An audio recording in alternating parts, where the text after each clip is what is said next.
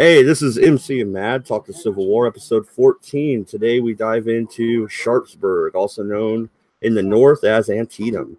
Any beginning thoughts on this series of battles? I guess we can call it a campaign. This is when Lee headed north into Maryland, right? Yes. This is a series. It's best probably to call it a series of campaigns, and you'll so that people understand, what was really going on. That it wasn't just a single battle per se, um, but this was part of an overall strategy by the South to go on the offensive. And here you have Lee going on the offensive, trying to take the battle into Maryland, thinking, okay, knowing that you can't just stay on the defensive because you're going to get surrounded and destroyed. So he's attempting to once again draw the Union forces out where he can destroy them. But at the same time, in the other parts of the Confederacy, they are also attempting to go on the offensive, and this leads them to a really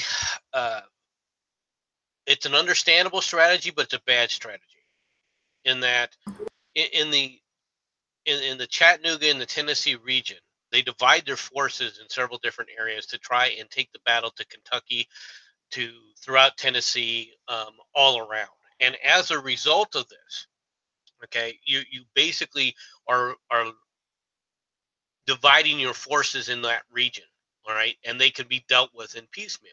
And this leads to what you were initially talking about, which was the first battle of Chattanooga, that you wanted to go into possibly earlier in the week. And the first battle of Chattanooga is not really much of a battle. What you end up with is the Union forces. It's more of a reconnaissance and force, literally, where they move down, see what's in Chattanooga. There's some rebels in there. They set up their artillery. There's an artillery duel. Um, the Confederacy actually,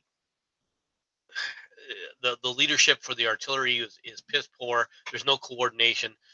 The result is that the Union gets the better of that fight because Chattanooga is an important and it is a strategic railhead. They can't actually afford to have the Union forces, right, take it or even blockade it, right? So they actually have start to reconsolidate back into Chattanooga. At which point the reconnaissance and force pulls back like it was intended to do. It was just a reconnaissance and force. All right. But it shows one of the weaknesses that the South has. They can't be strong everywhere at once. And this is a problem because they are limited in the amount of forces at any point in time that they can actually put in the field. Even though there is the Army of the Tennessee and then the Army of Northern Virginia, they're two separate armies. I mean, you could have a campaign in the Maryland and a campaign to retake the Tennessee or hold sure. the Tennessee. But are you going to go into Kentucky? Are you going to go into what part of Tennessee are you going to go into? Tennessee is a pretty large state, right? Fair enough. In fact, you have minor skirmishes that actually take place out of Oklahoma, all right? Where the Indians you're talking about the Indian Territory. Yeah, out of the Indian Territory, they come out and actually skirmish and actually in a small battle, about 1,000 on either side, defeat the Union forces during this whole overall offensive strategy that the Confederacy is trying to engage in. All right, but the problem is they can't. It's limited in scope. Your forces are divided, so you don't have weight enough to, if you win a battle, to maintain it, to take the land and hold it. Yeah, but when you're talking about the Army in Northern Virginia, that wasn't Lee's intention at all. He wanted to take the battle away from Virginia for a while, relieve Virginia, and maybe force a peace accord if he was able to win some major victories in Maryland, which Maryland was kind of, well, okay, let's be frank about it. They had to secure Baltimore to make sure Maryland didn't secede. So it's not necessarily anti-Confederate now, is it? Depends on how you're looking at it. The idea that they were going to support Lee's invasion, which Lee did expect, didn't happen either. All right, so I mean, the idea that they were going to rise up in mass and they would provide lots of food and supplies and men for his troops, all right, fresh men, didn't happen at all. But they did get some scouts out of the deal. Some people did join the Army in Northern Virginia. Sure, but you have that happening basically throughout the war on both sides, to be honest. Quite frankly, there are plenty of abolitionists in the South that were willing to show Union generals, back doors, especially in Louisiana, not Louisiana, but in the Carolinas when they get to the Carolinas. Right? There's lots of runaway slaves. There's lots of other areas that would show the Union generals as well. So it isn't just a one-sided deal. When they talk about the Civil War being, a war between brothers, there's a lot more truth to that than people, today can even comprehend. There were literally brothers on either side of the war fighting each other, and so it was in certain sense you can say it was a true civil war in that regard. Right. I still argue that a civil war is one side trying to take over the entire government. This is a war of separation. It was a war between the states. I hate to tell you this, but this was a war of trying to take over and destroy the other government. So you can argue that if you want to. Ignore the fact that Lee never had plans drawn up to sack Washington. It had no problem. It didn't matter. The idea was if the Confederacy would have won, the Union forces or the Union government would have been destroyed. No, if McClellan won and they made peace. But anyway. No, even if McClellan won and made peace, the Constitution would have been destroyed. You just don't understand that. You will never accept that, but that's true. All right. Let's dive in here a little bit. Let me pull up this timeline. All right. August 28th, 1862. The 3-day battle of Second Manassas or Second Bull Run in Virginia begins. So that's where they first place the timeline here is talking about Bull Run. We covered that last week, but any thoughts on that as we go through this timeline? No, I thought we covered that battle of Second Manassas pretty well. How is that a springboard for the movement into Maryland, though? Because at this point in time, the Union forces are forced to withdraw completely out of Virginia, and they've got to resupply. Right, this is a major breathing point, right, for the South. Okay, fair enough. I just wanted that clarified a little bit. Friday the 30th, General John Pope's Army of Virginia was defeated and withdraws towards D.C. On September 1st, the Battle of Ox Hill, Virginia, Pope's rearguard attack is driving through a rainstorm. Union Army continues towards Washington. Okay. Oh, it's attacked and driving rainstorm. Okay, yeah. So it's pouring down rain, and the Confederates attack the rear guard and really start moving them towards D.C. Not correct. Well, this is actually the opposite way. The Confederates are following them. Okay, and they're trying to basically catch the army and destroy it in detail while it's in retreat. The rear guard of Pope's rear guard attacks. All right, the Confederates. All right, to relieve any pressure for the Union Army to continue its retreat toward Washington. This is a holding action, basically, by Pope's rear guard. It's a spoiling attack. Shouldn't they have been able to easily be wiped from the field, though? I mean, if it's just a rear guard action versus the Army of Northern Virginia, how can they really stall them? You don't have the entire Army of Northern Virginia. You got the lead elements. Okay, and what you do with an attack like this, is your rear guard. All right, remember, armies march quickest when they're in a line. Going with a lead element, and everyone follows directly behind that lead element, kind of like an Indian, what we call Indian file. Okay, but when you're in a battle, you've got to basically spread out to form the battle line, right? So so you go from the vertical to the horizontal, right? The rear guard action causes the elements of Lee's army, right, to go back into the horizontal position, all right, which slows down their movement while the rest of the Union forces remain in a vertical line. Okay, fair enough. That makes sense. Yeah. All right. Monday the 2nd, of September, Union General George B. McClellan, oh, he's back. He's restored the command in Virginia and around Washington.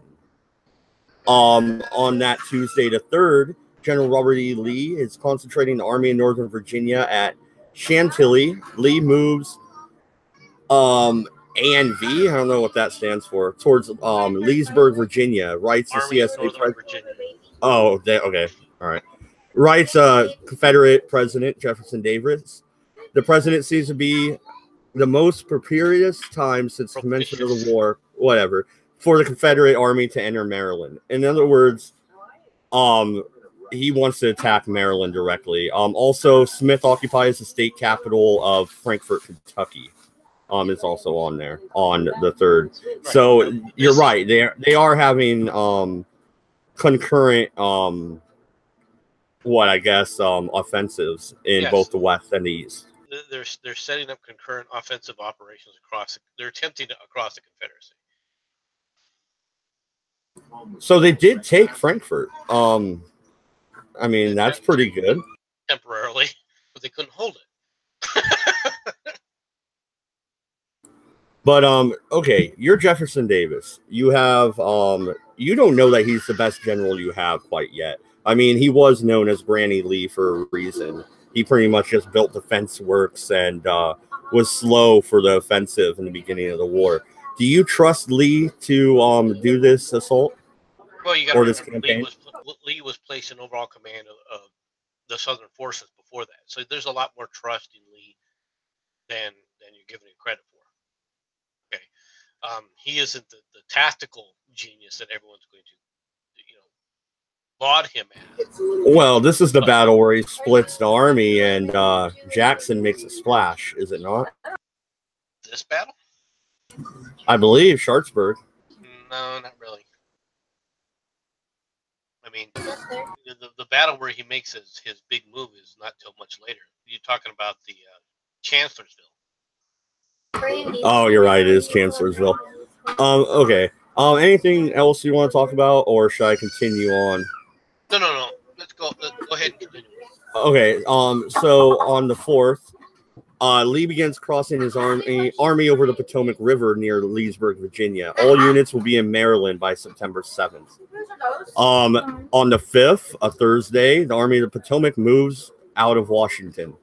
So they're catching wind of the Confederate Army's movements at this point. Oh, yes, of course. Okay, well, McClellan's actually making movements. That's a surprise. Well, they're in the north. And if you notice, he moves out 3 days afterwards. He's 3 days late. Even with them in Maryland already. I mean, let that sink in. That's quite an accomplishment there, McClellan. They're in your territory, and you take 3 days to get ready. Well, I mean, what's more is he's dealing with two groups, right? First of all, he's dealing with the group that was left behind in Washington already, which is a massive force. So that force could have moved out immediately in the beginning of September, on September 1st, if he so desired. Okay. But he doesn't. Okay. So the rest of the force has to be, rested for a bit, resupplied, like, so that's where the rest of this force comes into. And the command is being reunified. Remember, there was an Army of the Potomac that was left under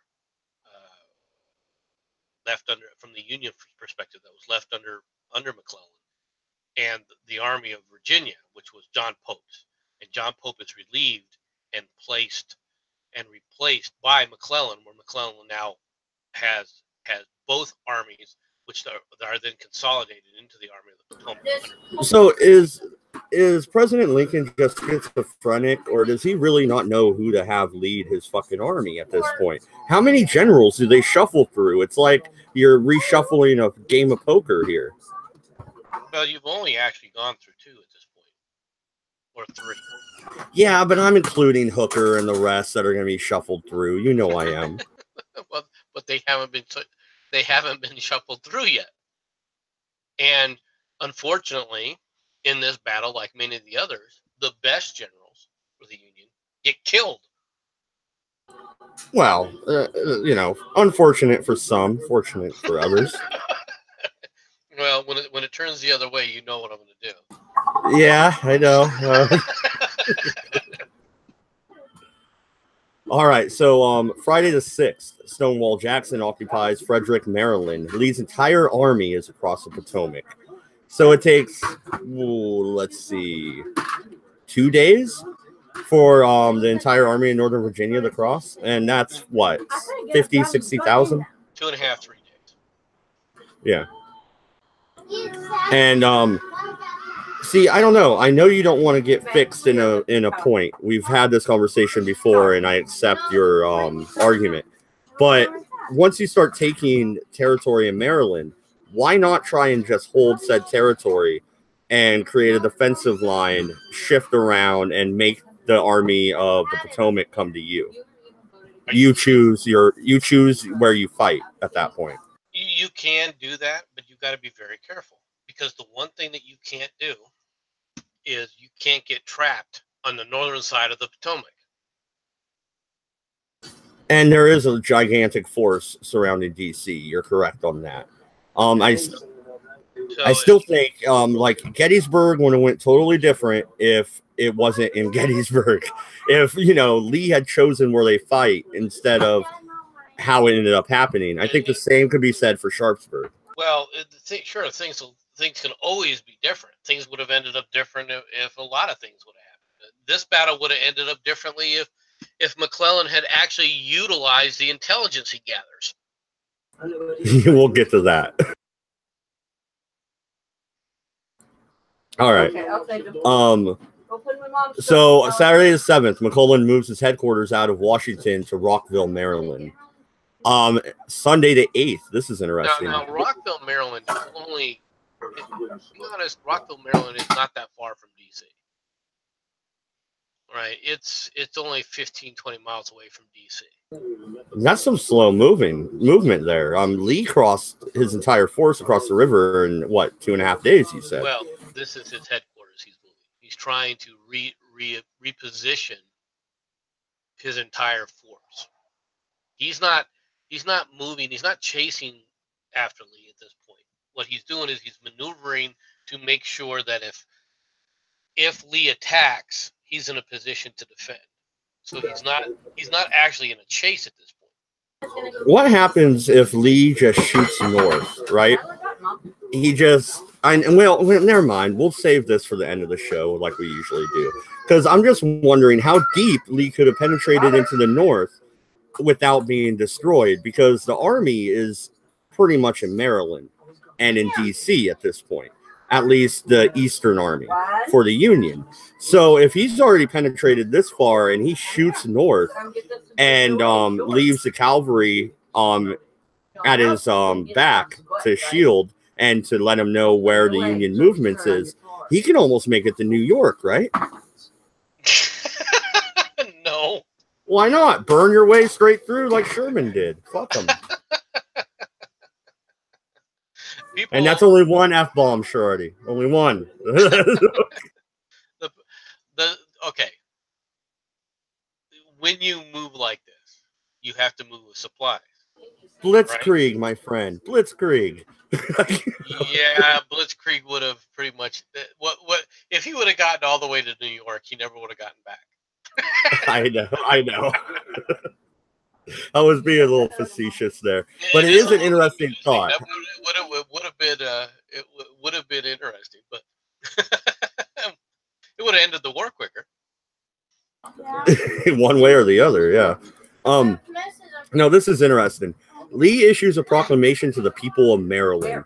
It is for you to decide your destiny freely and without constraints. He then as he issues this from the lead of an army. From the head of an army. That's why I said it was interesting. Lee has some balls on him. Okay, here's the part that you're going to get to. Lee issues Order 191 in Frederick, outlining plans for the takings of Harper's Ferry. Okay, so because Harper's Ferry is in the rear at this point, and they want a supply line. That's why, right? And so he sends Jackson to go secure Harper's Ferry. It's always Jackson. How many times does Jackson take Harper's Ferry in this war? I mean, like I said, they go back and forth through it several times. But that's the special order that is wrapped around cigars that a runner for the Confederacy drops, is it not? I believe so, yes. So at that point, McClellan knows where Lee is operating pretty much. And the Union Army, if I remember correctly, is split on both sides of Lee, and Lee's kind of maneuvering in the middle of this divided army. Yeah, but or am I wrong? Understand where Lee is, what Lee has done. Lee has now got his units scattered all over the place because of the way the road systems are and being able to move, right? So you travel with your units fractured and fragmented to a large extent. James Longstreet, for example, it shows that he follows Jackson through Middletown towards Hagerstown, right? So you can't have, you're trying to get to an area all around here, right? But your units are not together. They're not consolidated, right? They're in different points, all right? Lafayette McLaws's division moves toward Maryland Heights by way of Middletown. And do you have a map of the Confederate movements, or is it just battle maps that you have? No, I just have the battle maps. At one point I did. I should have saved that. I did have that at one point. Yeah, it would be really nice to show everybody that what we're talking about here, because it's really interesting. The Union Army is like split on both sides of the Confederacy as they're maneuvering through this roadway in the middle. I mean, they really could have been smashed here, kind of like the Roman legionnaires in Britain when they got sneak attacked, you know?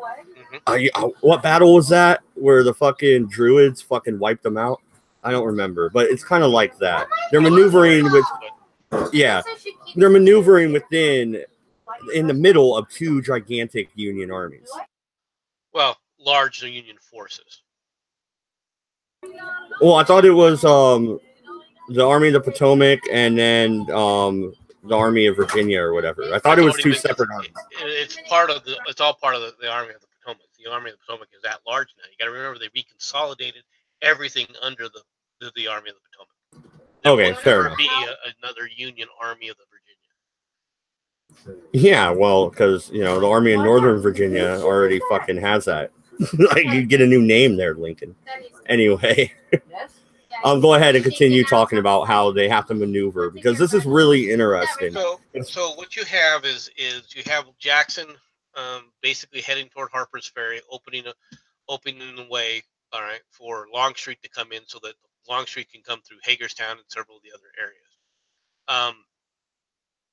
What you also have, of course, is they talk about McLaws's division. But McLaws's is actually a subordinate of Longstreet. So this is one of Longstreet's units, right, that's moving behind him. And Jeb Stuart is out freaking either raiding or collecting intel on Union movement. Well, he initially opened up a hole to make sure that they could get across the Potomac, and now what he's doing is he's basically doing some screening operation, right, to prevent the Union from knowing where the Army of Northern Virginia actually is located. Right, so they're going through several different areas. They're doing some raids.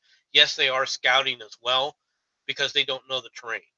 Right, so Lee has him in many ways at the vanguard, trying to feed him information as to what's in front of him. Right, what he's not doing, and this is something that Lee should have known better than to do.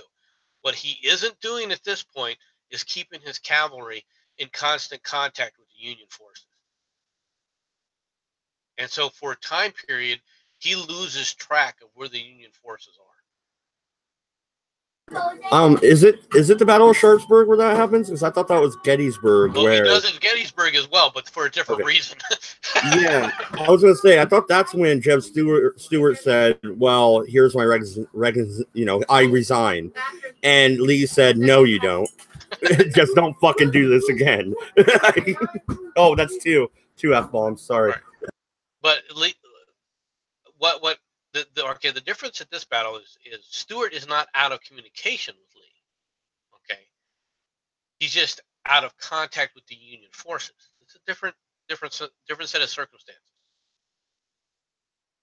Okay, what it is McClellan is moving, but Lee is not getting informed of his movements because Stuart's not in contact with him. But Stuart is in contact with Lee. He is giving Lee information as to the general disposition of certain things, which is one of the reasons why he feels comfortable to send Jackson to Harper's Ferry. Yeah, no, and I have a little bit of background noise, but let's continue on the timeline here. On Tuesday, I believe the 10th, CSA General John G. Walker's division leaves Frederick en route to Monocacy River Aqueduct with London Heights, Virginia. So you're right, they are bouncing all over the place here in Maryland, and they didn't get a hero's welcome, which when they crossed the river, they were singing freaking My Maryland or whatever the fuck it's called. And they thought they would get a hero's welcome. Not so much. No. Because as much as you got to remember, a lot of the cavalry raids, all right, have taken place. A lot of Stuart's spoiling attacks have taken place in this area. So the Marylands are not necessarily enamored, let's say, with the Confederacy at this point in time. Yeah, and it was mainly Baltimore and the government there that wanted to secede, not necessarily the people of Maryland, right? Correct. Okay. Now on the 10th, a Wednesday, Jackson leaves, or the 11th, I guess, Wednesday. Jackson leaves Frederick towards Middletown at 3 a.m. over South Mountain to Boonesboro by nightfall. General James Longstreet follows Jackson through Middletown towards Hagerstown. General Lafayette McLaws, his division moves towards the Maryland Heights by way of Middletown and Burkittsville. Walker fords the Potomac at Point of Rocks and camps through the 11th. And then the Confederates enter Hagerstown, Maryland. By evening, Thursday, I believe the 12th, Jackson is within 4 miles of Martinsville, Virginia, now West Virginia. On his way to Harper's Ferry. Yeah, and this is a lot of movements, and this timeline's going really in depth. I think I found a good timeline this time around. Yes, this is a good timeline. It's a very good timeline. So that was just covering the movements. As Jackson is 4 miles from Martinsburg, McClellan enters Frederick. This is like, it's all red on this timeline. It's all Confederate movements, and McClellan just pops up every now and then. What is he doing at this point, MC? What is going on here? He's trying to find out where the Army of Northern Virginia is. He has no idea where they are. And so he has repositioned his forces, and he's like, okay, now let's march to Frederick. He gets information. They're at Frederick. Okay, so let's move the forces to Frederick. Right, so now they've gone to Frederick, Maryland. Right now, of course, Lee has already vacated Frederick, Maryland. Yeah, because the Confederates are moving all over the place. It's like a freaking beehive after you hit it with a baseball bat. They're just fucking spreading everywhere. At the moment, yeah. And I think that's 4. I need to stop. I think 5 is my limit, or she won't let her kids watch. No, I'm kidding. But, all right. Friday the 13th. Interesting. McLaws begins assault on Maryland Heights. Yeah, and he takes it. On that Saturday, CSA General D.H. Hill is at Boonesboro. Jackson occupies Martinsburg, and McLaws takes the Maryland Heights. This assault on Maryland Heights actually ends in the death of one of the Union generals. I think it's either General Kearney or General Reno is killed at this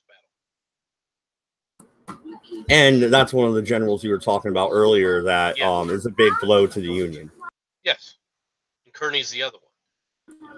How exactly does the Confederacy take the Heights without large numbers of casualties?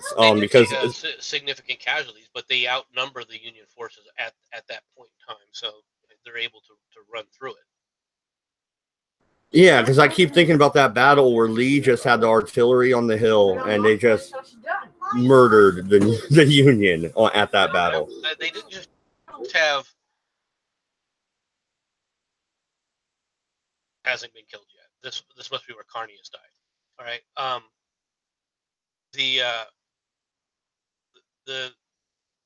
At Fredericksburg, when we go back and we talk about the Battle of Fredericksburg, right? It isn't just the artillery. It's the fact that the strengthened positions that Longstreet has, right? Is there's no way to take that position. Okay. Yes, the artillery is devastating. Yes, they've got to go through murderous artillery fire, but it isn't just artillery fire that they had to go through. It isn't just massed artillery fire.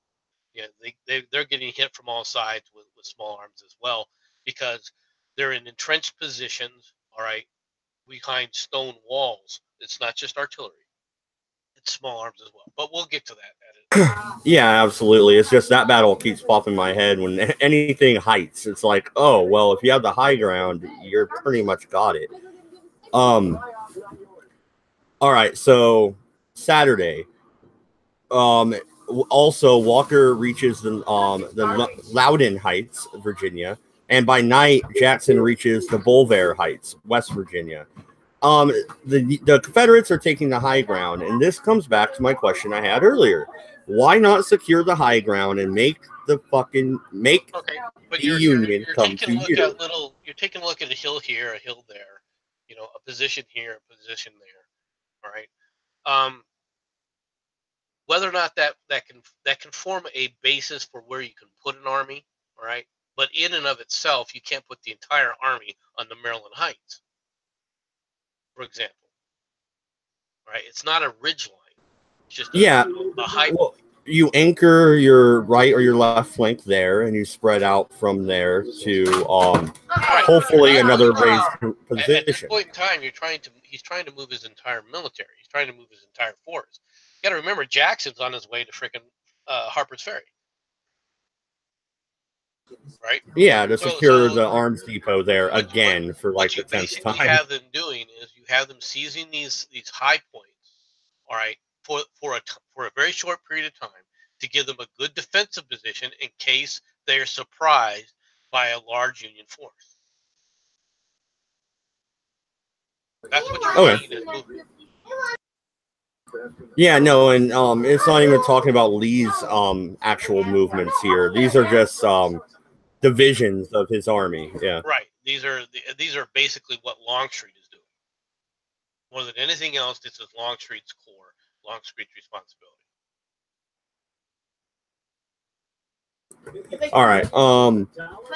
All right, here we go.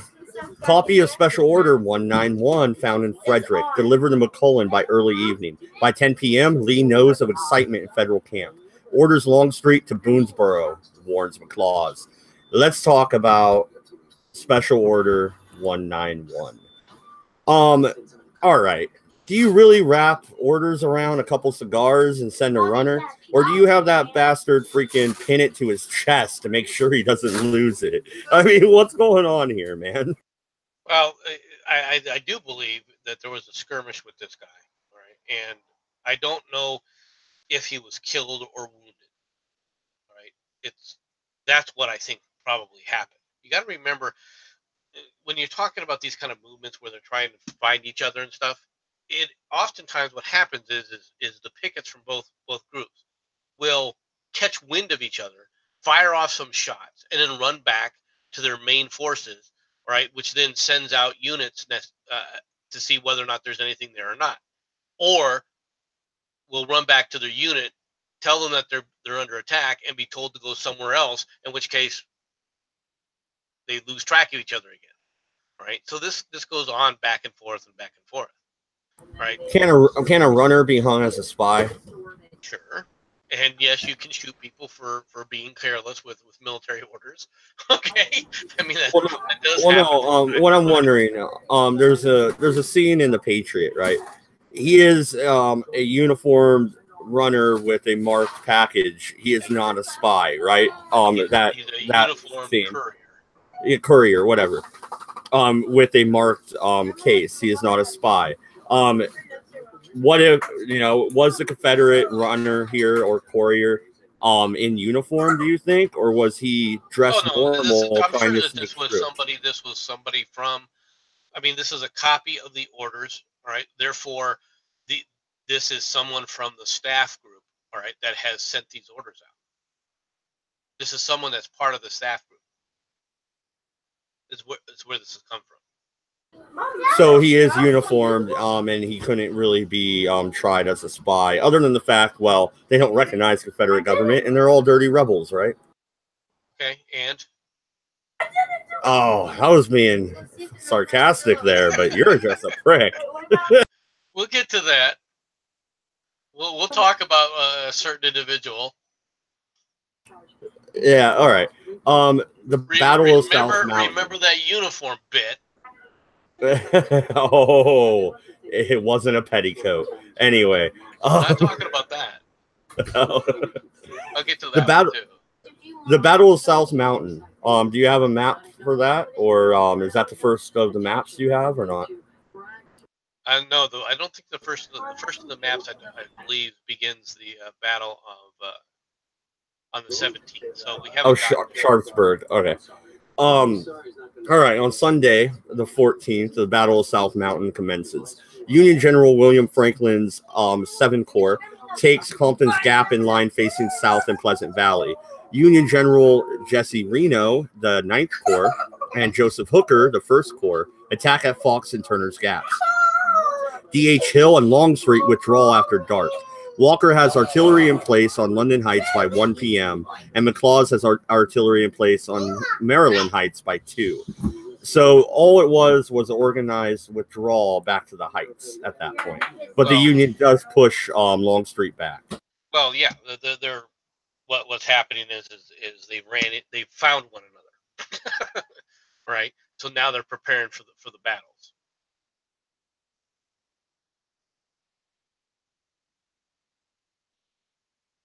Yeah, no, and I'm trying to load up part 2 of the timeline here. If you know a little bit more about that battle, then you can discuss it while this is loading up. And I'm going to check the chat.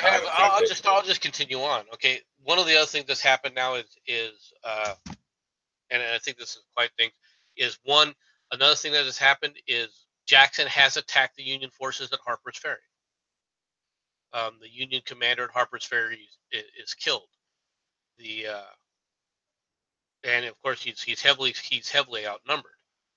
The Orders 191, all right, that at this point in time McClellan is in possession of, all right, fully demonstrate that Lee has split his forces and that an entire corps of his force is at Harper's Ferry. Longstreet has no flank. He is in the wind. If they attack en masse at this point, they outnumber the Confederate forces significantly and can destroy him in detail. Because they know if the Union forces had moved fast enough, they could have destroyed Longstreet's entire corps, and then by turned on Harper's Ferry, because there wouldn't have been an escape route now for Jackson. It would have been hard to pin Jackson down. Jackson had demonstrated for a long time that he was quick in movement. Okay, and you're going to see him after he's taken these forces. The next day, he immediately leaves. He takes Harper's Ferry and then immediately leaves. Yeah, absolutely. And I'm looking at part 2 of the timeline. September the 15th, Union forces at Harper's Ferry surrenders.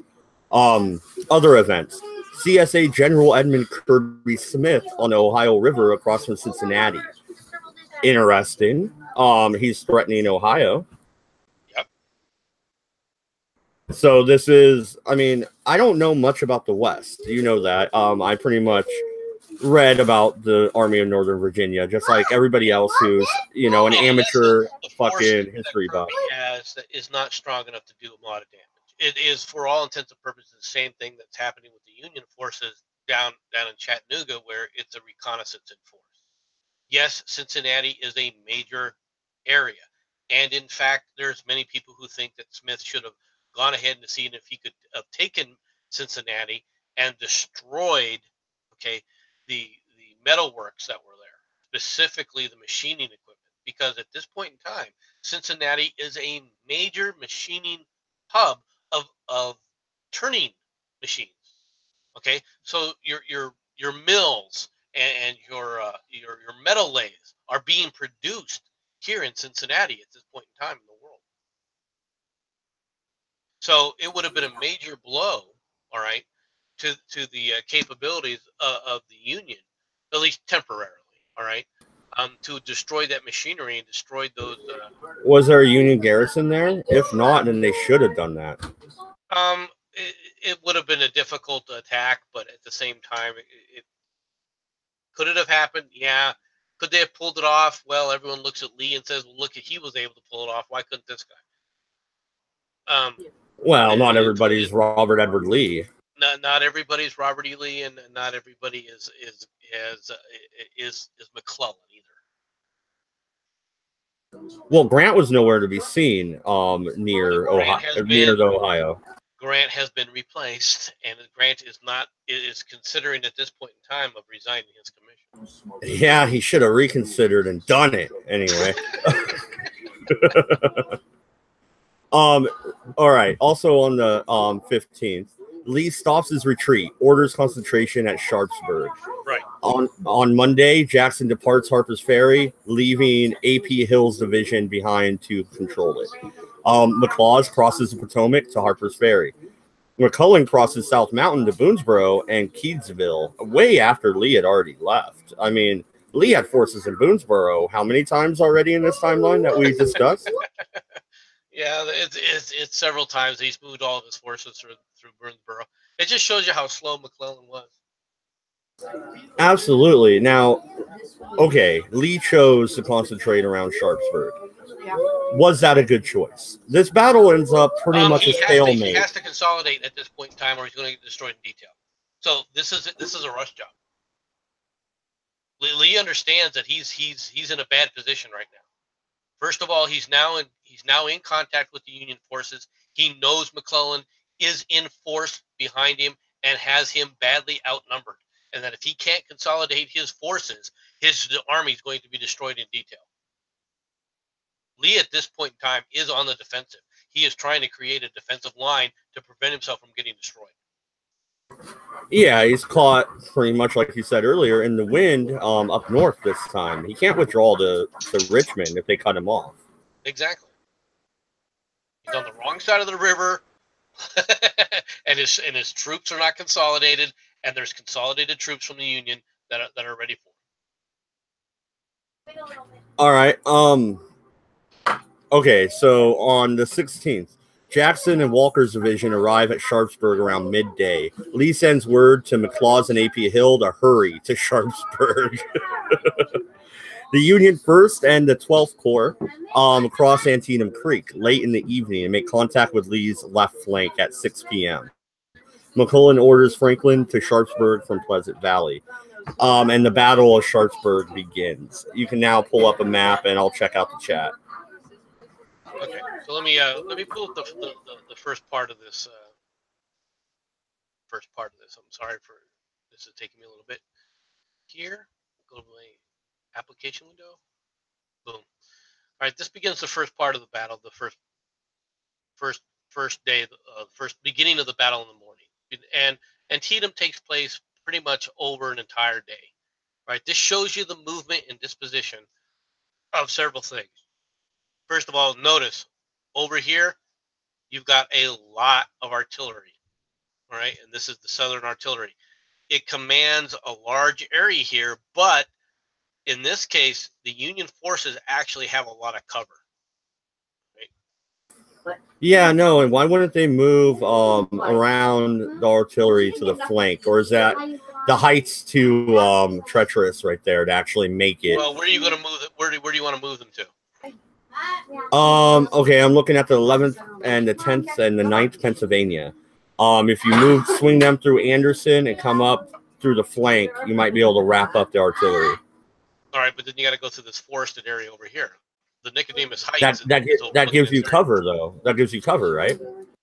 Well, not for. Are you talking about who are you talking about moving the Confederate forces or the Union? I'm talking about the Union forces moving to wrap up the Confederacy right here, the artillery, and then secure their. It looks like their left flank. It might be right flank if it's backwards. Okay, if they do that though, they run the risk of opening a hole. All right, that can be exploited and driven through. Right, from Early's division. If you take a look at it down here. So if you move these guys out, you can remember this is where their starting line is. This is where they end up. So they just push through then forward, and they get racked by artillery the whole way through. Well, after they leave the North Woods. After they leave the North Woods, they're screwed, right? Well, once they get through there, it's only a slight period before they hit this area here where they can hide. All right, go ahead and continue. I just wanted to question you a little bit on that. These guns, in many ways, are out of position for the support of the Union or for the support of the Confederate flank. Right? They really don't have a good hold on being able to provide supporting fire. Right, with the exception of some of Early's areas. Okay, so for a lot of this, these are out of position, and yeah, they control this area here. They prevent a wide flanking movement to come back and take them from the rear in this way. All right, but overall, the Union forces are going to ignore that because they're going to try and crush this portion of Jackson and Lee's divisions right here. You got to remember, Jackson has moved up, but Jackson moved up that day before. He has not. They have not had the time to reinforce their positions like they could have. They haven't had the significant time. And as you see, as they drive through, like with Reynolds and some of these other Union forces, they're able to hit Jackson's flank and actually drive it back into this area. Yeah. And the Union outnumbers the Confederates quite severely by the looks of it. They do outnumber the Confederates significantly. However, if you also notice how the roads are, they're stacking up. They're not able to pull on line all together to move out. All right, so they're stacking up behind each other, and they're kind of in each other's way in a large sense. And this is another thing that happens during the war. All right, you got to remember these woods cover up a multitude of sins. You don't necessarily know where the enemy is. And while all of this is going here on the left side of the Confederate flank, the right side looks good. On the right side of the Confederate flank, they have a major force, and it isn't until Trumbull runs into Christian and Ricketts before they realize, okay, well, wait a minute here, we got a problem.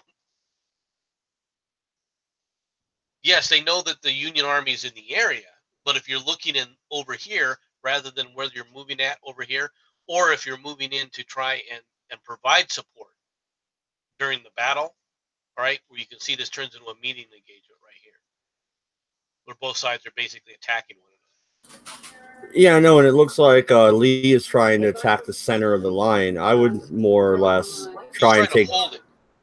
Oh, okay. He's trying to attack it. He's trying to hold it. Right. He knows another attack is coming. If the Union forces, if frickin' McClellan had any brains at all, okay, this would have been an immediate assault across the board, across Lee's entire front, and he just doesn't coordinate it that way. That's why you see in these timelines, right? You'll see that in the next one coming up, if it lets me bounce over to you. Right, as you go through, you notice now that battle is now more or less stabilized. They're not fighting there anymore, and this battle begins. Yeah, no, in the sunken road, there was quite a bit of carnage in there, if I remember correctly. Well, once again, a sunken road is great for two purposes. I mean, it allows you to hide and provide fire, but at the same time, it doesn't allow you to get out. And so initially, the Confederate forces hold the road, and they come up and they basically repeatedly repulse the Union forces. Eventually, however, the Union forces gain that sunken road, and the opposite carnage happens. And at this point in time of the battle, there's so many bodies in that sunken road, they're standing on each other. They're literally standing on bodies to shoot at one another in the sunken road. Yeah, I know, and I'm looking at the map here. It says after 7 assaults on the sunken road, Caldwell's and Brooks' brigades finally break the Confederate line. That's what you're talking about. They Yep. fall back and then they go on the assault. They come back again and again and again. And finally, they're able to drive them out of the road. But at the losses are just horrendous. They're just horrendous. Yeah, I know, and it looks like the Union is assaulting all across the line at this point, right? Well, no. See, because okay, let's go back to the previous one, if you don't mind. Give me a second here while it pulls up. Because Hooker's First Corps is clear up here, he has no way of getting down to provide support. There's no roadways to provide support down here, right? So he basically this battle more or less has petered out. The fighting has generally stopped and stabilized, where they're basically glaring at one another when the next part of the battle begins. They're not continually engaging. It's a series of like 3 engagements is what it turns into. Interesting, yeah, and I mean there wasn't even long enough lull in the battle to clear the sunken road of bodies, for God's sake.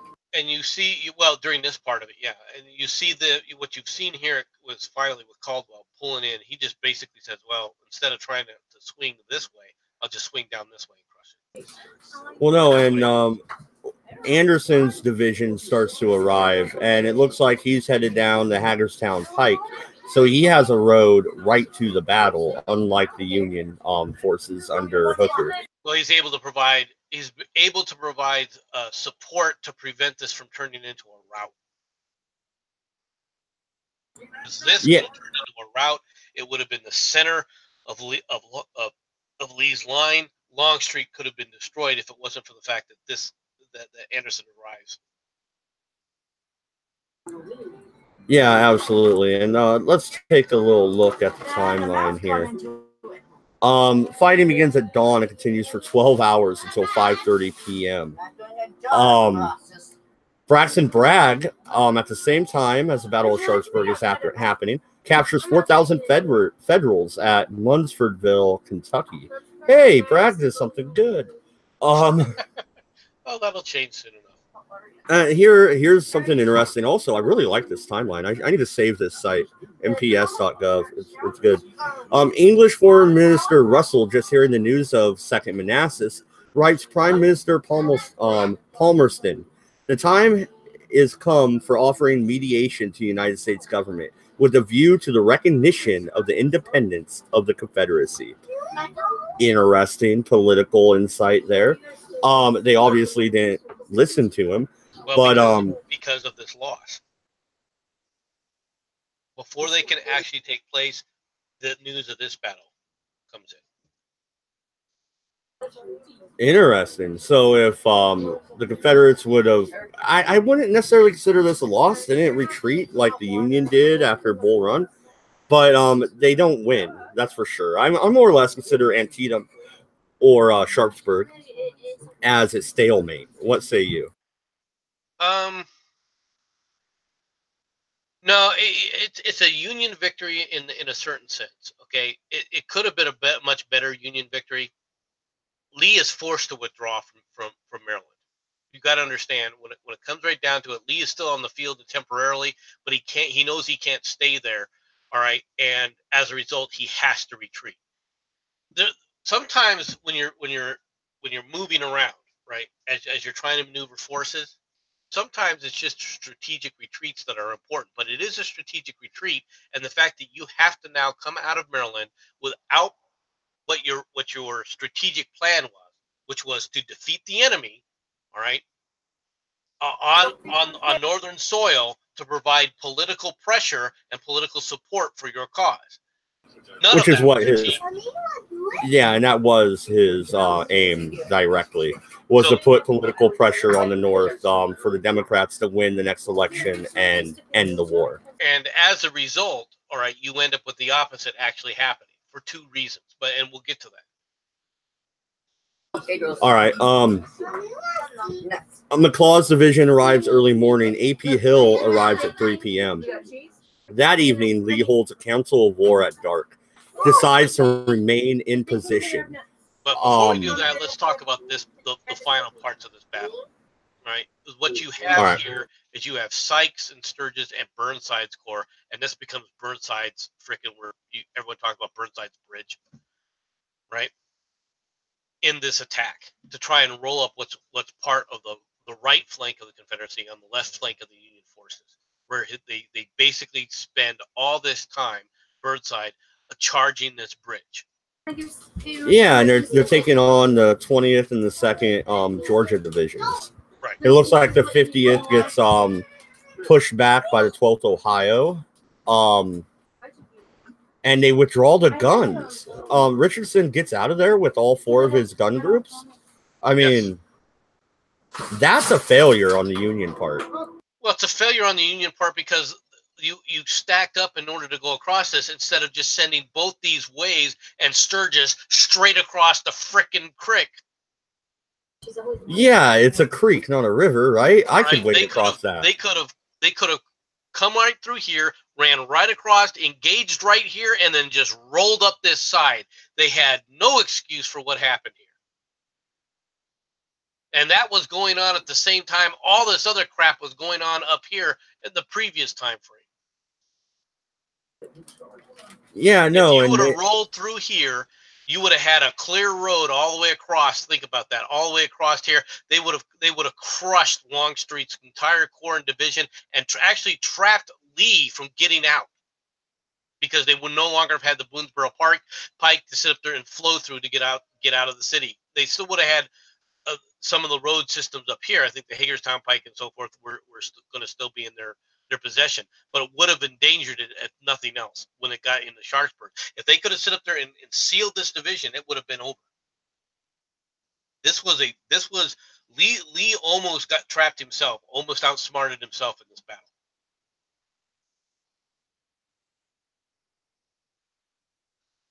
I mean, this could have turned into an absolute nightmare for them. And as you see, they're actually able to move not just their troops over from the northern side to provide support, but also their artillery and sight guns to provide support. And this creates another, once again, artillery duel back and forth, of which, quite frankly, the Confederate forces are much better prepared and do a hell of a lot better job. Well, yeah, they had better artillery officers in 1862. As we get into 63 and 64, that tends to shift. They pushed Lee back to Sharpsburg. Lee doesn't do what a lot of people would do and burn the city down as he leaves, or consolidate and have a street-to-street battle. Why not? Because at that point right there, he would be engaging his forces for what purpose?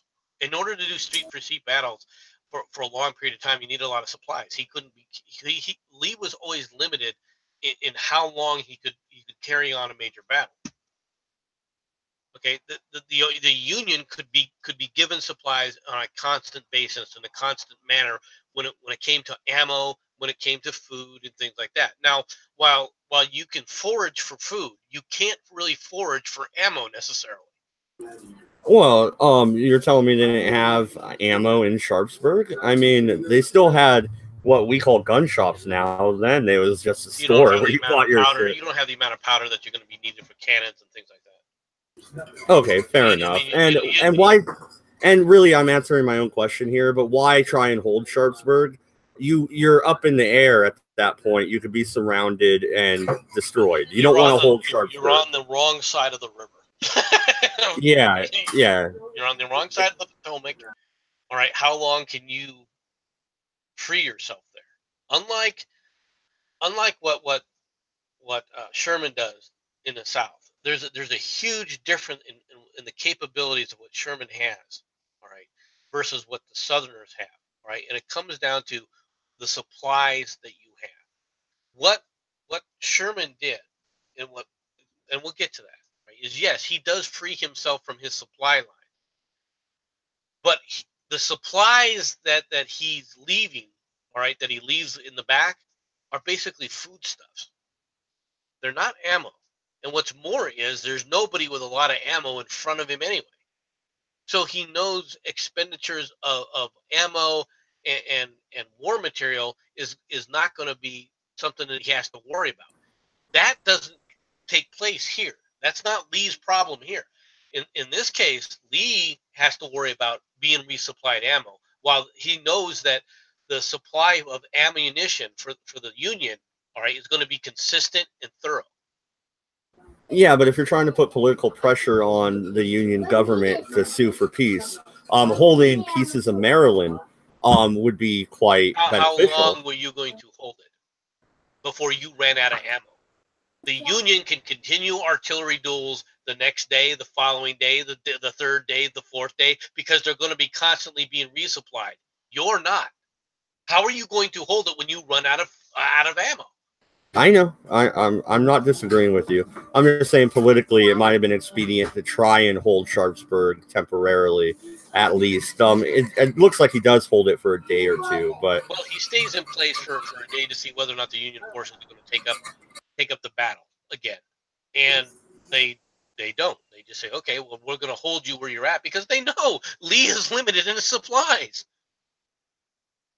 Why McClellan? This is the only thing that McClellan actually was right about. He knows Lee can't continue to supply himself, and let's be. And the other problem with McClellan is, of course, is he's not going to move quickly into the attack. He rarely, if ever, does, which is one of the reasons why after this battle he's frickin' relieved permanently. well, no. If you're the Confederacy, instead of retreating back to Virginia, is there a way to pivot and move this battle somewhere else? And maybe try and get deeper into Maryland or pivot towards DC. You're pivoting away from your supply lines. Is that a smart move? Fair enough. Okay. So no, his only option was to fall back to Virginia. Exactly. He was lucky that he was able to reconsolidate his army before this battle started. Okay, so at dark on the 18th, Lee begins to withdraw towards the Potomac. On the 19th, he completes the crossing. At the same time that's happening, Union General William Rosecrans defeats CSA General Price at Luca, Missouri. Price now cannot aid Bragg in Kentucky. That's a pretty big blow to the advance in the West, right? This is it's a major victory by Rosecrans. All right. Okay, so I said his name right the second time. The first time I fucked it up. Yes. Well, go ahead and elaborate on that a little bit, because we're entering the end of Sharpsburg Basically, here. now you got to remember that the Confederate ideal, right, was to do an overall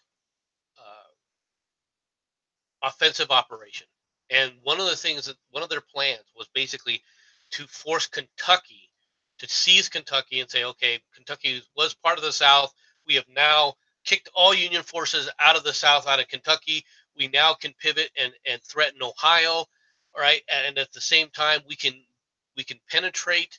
All right, you've got to remember Kentucky borders Tennessee. All right, you can penetrate Tennessee at any point in time. It gives a lot of options, but because Sterling Price is defeated at Luca, in Luca, right? He now is in a position to aid Bragg in that offensive, and the offensive into Kentucky has to be abandoned. And you see this later on, because what you start to see is Union General Don Carlos Buell, right, later on, right, is able to push Bragg out of Kentucky. Yeah, that's when I start to really hate on Bragg. But yeah, I really don't like Bragg. I really fucking don't. And that's 6. Oops. All right. A raiding party on the Friday the 20th from Union General John Porter's 5th Corps crosses the Potomac and captures 4 CSA cannons and returns. Right. Yeah. Okay. That's 4 cannons. You could have had a whole fucking division of cannons. If you would have took them at Sharpsburg. Yeah. They could have had freaking all of Longstreet's corps if they'd have done it right at Sharpsburg. If they'd attacked sooner. And faster. This keeps going. I don't know if we want to. You have because a running. You have basically a running battle. And real quick. What's happening. Yeah, you got Shepherdstown, and then you have Abraham Lincoln announces Emancipation Proclamation. I think maybe we should pick it up next week here. And I'll save this timeline because Emancipation Proclamation is going to be a pretty centric episode. Right. We're pretty much going to dwell on that. The battle has happened. You have 5 days later, you have the Emancipation Proclamation. Remember what you were talking about earlier in the timeline? About the British being a cunt hair away from acknowledging the Confederacy? Yes. English Foreign Minister Russell, just hearing the news of the Second Manassas, writes Prime Minister Palmerston, time has come for mediation with the government. Yeah, that's why I'm saying I think next week is the emancipation talk. Okay. I think that's what we're going to focus on. You just want to talk about the Emancipation Proclamation next week? That's yeah, me and you were going to argue about it. Before we get to that, let's talk about this battle here. You basically have 2 brigades from Porter's 5th Corps, right, following up AP Hill. AP Hill is now basically preventing Lee's army from being destroyed. All right, he is the quote-unquote rear guard. And what he does, remember what we were talking about before, about putting people online?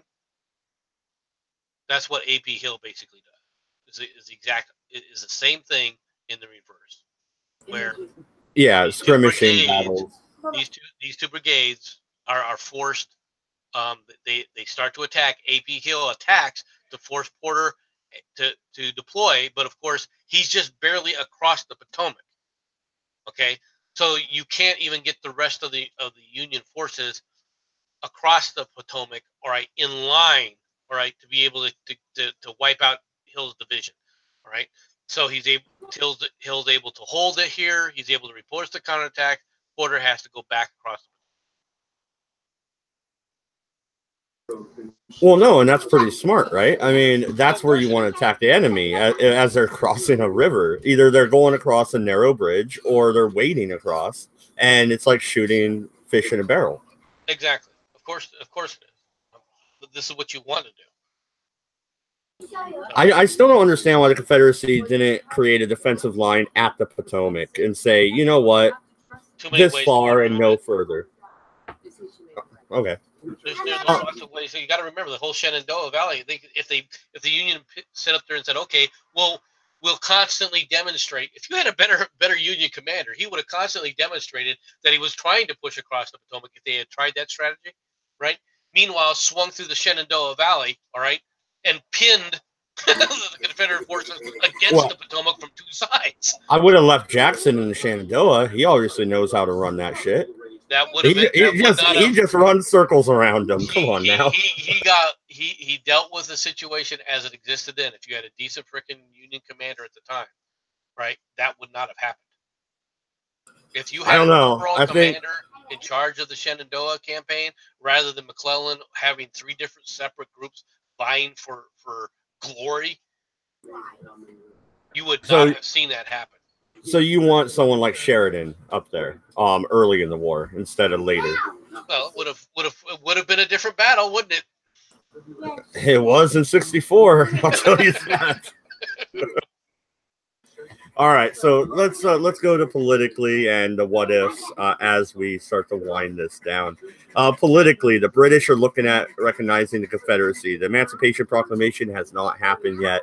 Word has not crossed the Atlantic about the withdrawal from Sharpsburg.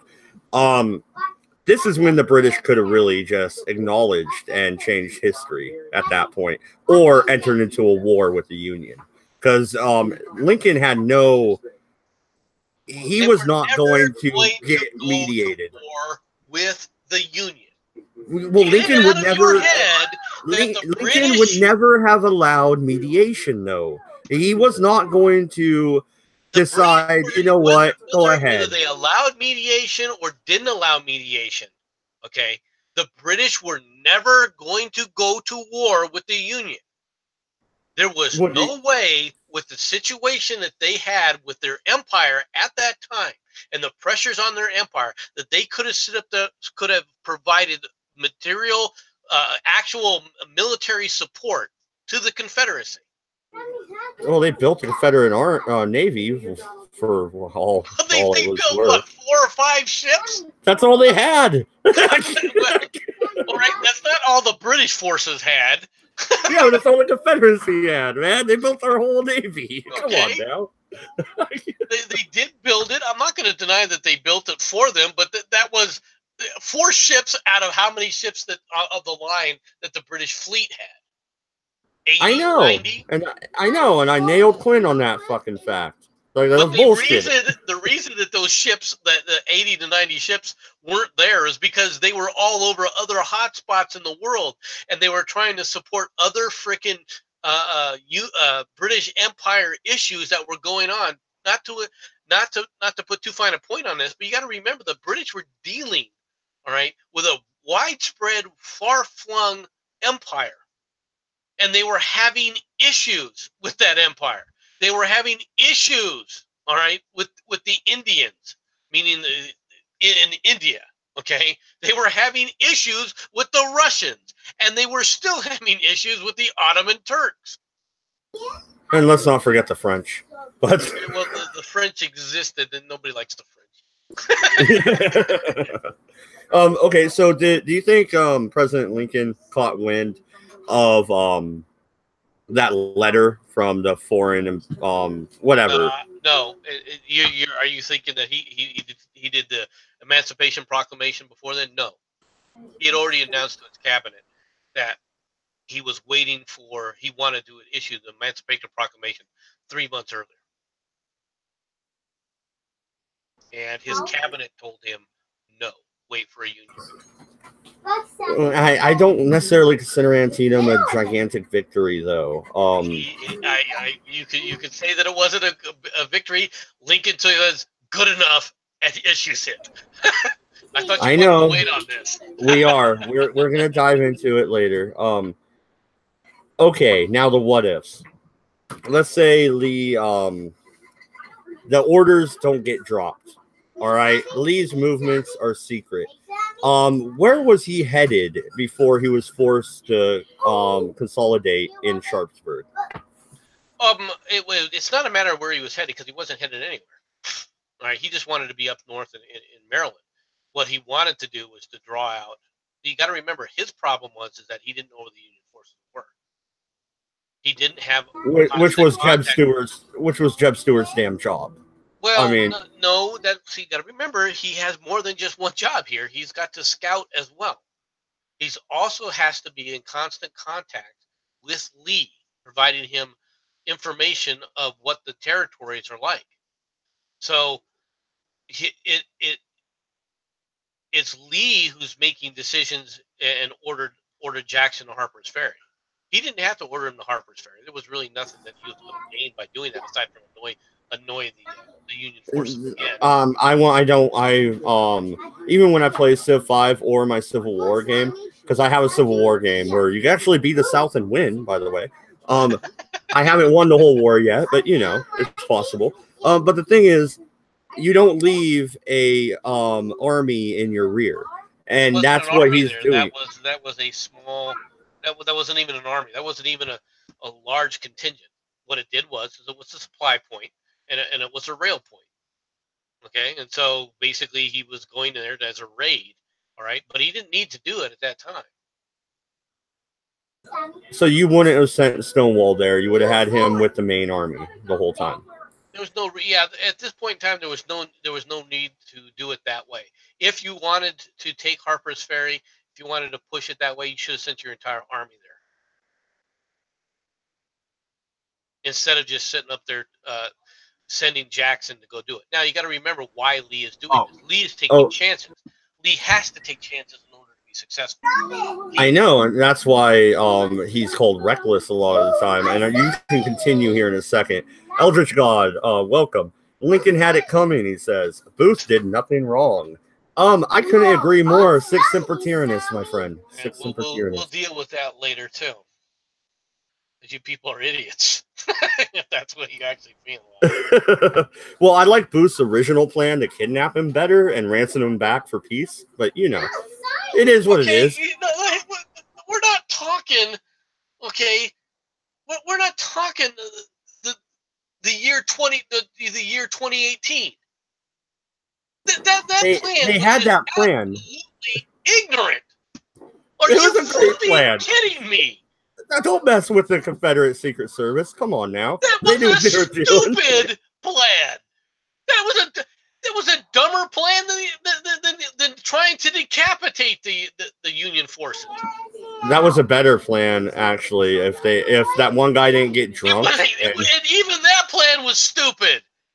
How was that stupid? Stanton, Lincoln, whatever the fuck the vice president was. What was the result? What was the result? Lincoln's dead. Stanton almost got beat to death, and the other guy chickened out. Okay, well, what was the result to the Confederacy? 50 years of Reconstruction, almost. So, tell me, was that a good plan? No, and we will come to Reconstruction. So you just said that the plan was stupid, too. The plan didn't work, though. They didn't complete the plan. Even if they had completed the plan, the result would have been the same. Stanton lived, and he was really bitter. I mean, I don't know. Maybe getting beat half to death makes you that way, but God damn it. Okay. Elder says, well, besides all that, how'd you like to play, Mrs. Lincoln? We're gonna have to deal with you guys. I really am. I like Eldritch. Leave my buddy alone. Okay. So politically, Davis decides to go north again later. So I know this wasn't really, a gigantic loss for the Davis administration. But he trusted Lee. He let him move into the north, and Lee had to retreat, not with his tail between his legs, but had to retreat. Does that hurt the way Davis looks at another northern invasion, say, a year and a half later? No. But it doesn't. The things in the South, you got to remember, the invasion a year and a half later is more a desperation.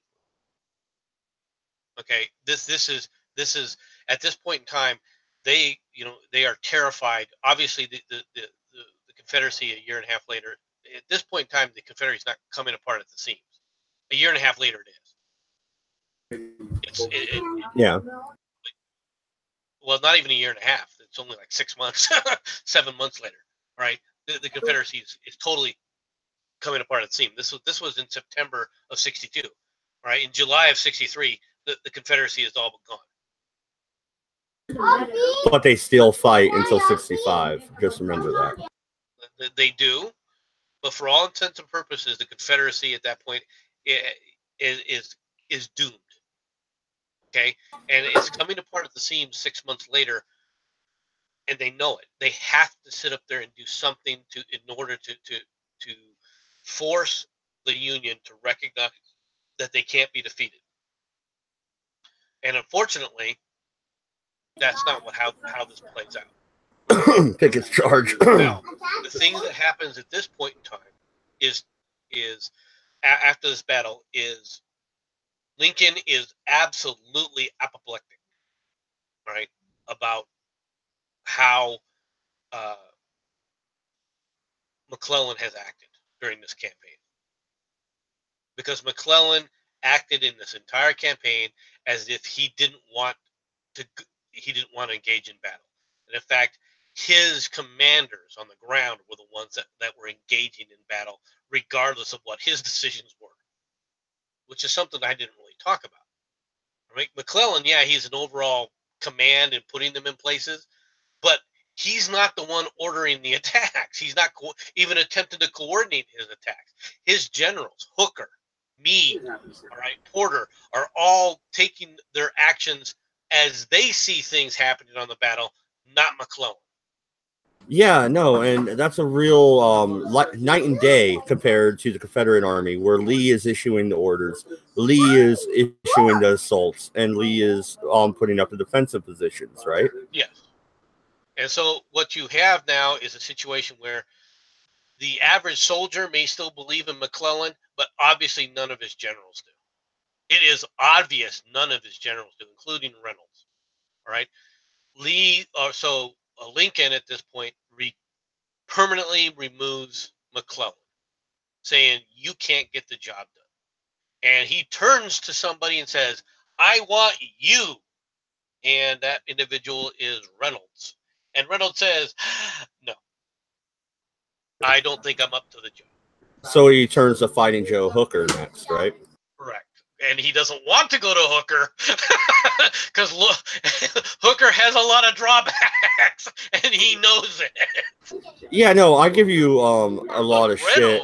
I give you a lot of shit about Grant a lot, about being a drunk, which he really wasn't, and I know it's an add-on, but Hooker was. Yes. And Hooker would let hookers into the camp. He didn't give a shit. Like, well, the name Hooker comes from General Hooker's camp followers. He kept his camp well supplied with female entertainment. That's very true. Yeah. I'm not kidding. Okay, that is where the term the Hooker comes from. But he basically puts Hooker in charge. But it's unfortunate that Lincoln didn't order Reynolds. Instead of offering the command, he should have ordered Reynolds to be in charge. You think Reynolds would have been better than also obviously Fighting Joe Hooker? Okay. But what about Grant? Reynolds was the one who was leading the Black Hats, the First Corps of the Army. Yes. We'll elaborate on them a little bit. I know more about the Confederate Army. We'll talk about them when we get to. If you want to talk about them, we'll talk more about them when they get to Gettysburg.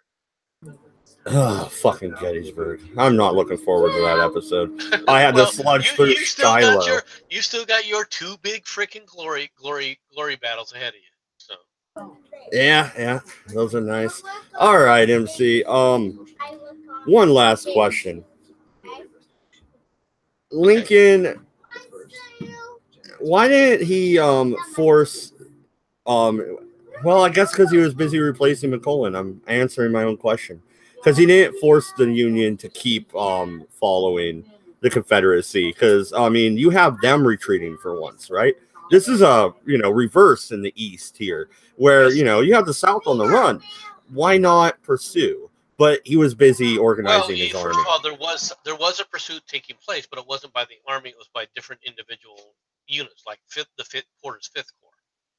Porter was pursuing them, all right, kind of on his own. This is what I'm saying. People don't realize this, but the generals had basically given up on any kind of leadership by McClellan. And then McClellan throws his hat into the political arena, and we'll end up getting to that. But that's coming up later. I think the first thing he does is he's so bitter he actually goes to Europe. Really? He just bounces out and heads to Europe. Okay. All right. So 1863. Yeah, I didn't really know. I didn't really look into it, to be honest. I'm sure I will have to with my degree and all. But I didn't. I read. I have a bunch of books on my bookshelf, but they're all pretty much about the VMI yes, students and all that stuff. run to Europe to go see France with his wife and see France with his kids, and get away from the evil ape-like ogre that was running the country. Ooh, we called him an ape. Nice. Anyway.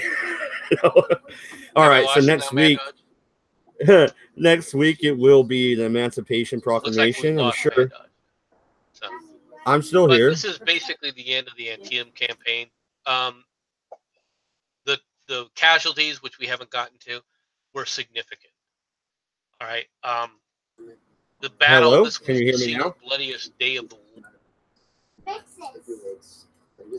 Hello? Unmute if you can hear me. Can you hear me now? You muted me, so what do you want? Okay, well, I was wondering if you can hear me now, because I was talking and you said that you lost me. You can't hear me? Mad Dodge, are you there? Well, this is the single bloodiest day of the war.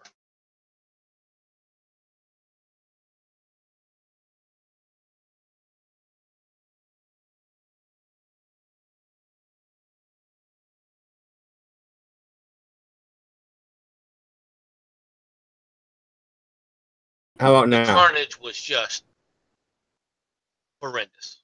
And Mad Dodge, you're muted at the moment. I don't know if you know you realize. Can you hear me now?